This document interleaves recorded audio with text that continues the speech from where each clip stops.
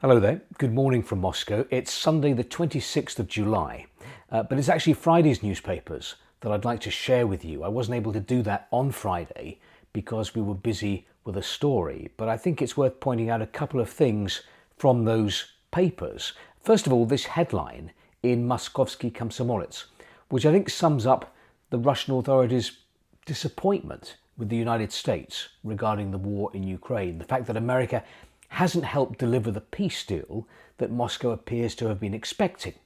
First of all, a bit of background. In the Russian army, there is a code, Gruz 200, cargo 200, which means killed in action. And there is also a code, Gruz 300, cargo 300, which refers to a soldier wounded in action. Now the headline, Cargo Anchorage 300.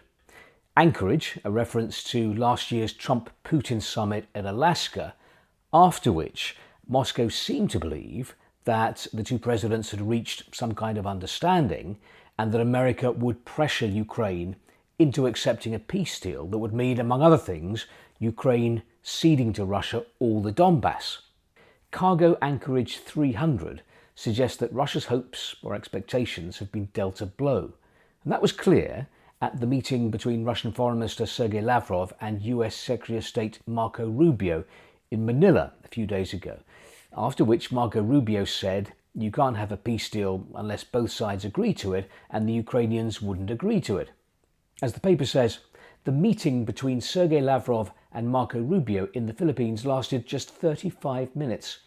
Clearly not enough for a serious discussion on settling Ukraine, the situation in the Gulf, and a host of other issues, as announced after the talks. But it was enough to nullify the previous proposals and state that the situation had changed. We can conclude that attempts to settle the conflict have not accelerated. On the contrary, they have slowed down, since the demands of both sides, both of which think that they are winning, have toughened up. For Ukraine, the terms of Anchorage are now even less acceptable. And for Russia too. According to Western media, Moscow is no longer satisfied with just getting Donbass. The occupied territories in the Kharkiv and Sumy regions should also remain with us. Moreover, it is possible that the buffer zone will extend to Novorossiya as well, Odessa, and 4 more regions to the west of it. But because Lavrov claimed that Russia was still committed to dialogue, the writer concludes, if you interpret it as the desire for dialogue, then the Spirit of Anchorage is not yet Cargo 200. It's more like Cargo 300, seriously wounded and in intensive care. Nezavisima Gazeta explains it like this. Anchorage moved to the archives. Marco Rubio calls for a different basis for peace talks.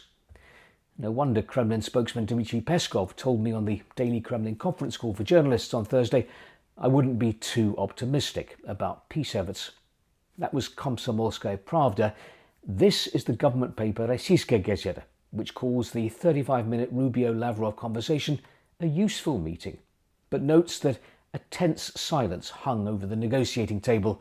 Only camera clicks could be heard.